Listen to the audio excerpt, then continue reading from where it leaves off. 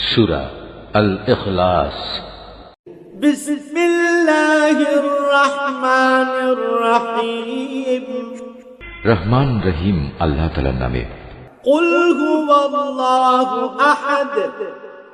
হে মুহাম্মদ সাল্লাল্লাহু আলাইহি ওয়াসাল্লাম, তুমি বলো, তিনি আল্লাহ, তিনি একক। আল্লাহুস সামাদ। তিনি কারোই মুখাপেক্ষী নন। লাম ইয়ালিদ ওয়া লাম ইউলাদ। তার থেকে কেউ জন্ম নেয়নি, তিনিও কারো থেকে জন্মগ্রহণ করেননি। ওয়া লাম ইয়াকুল লাহু কুফুওয়ান আহাদ।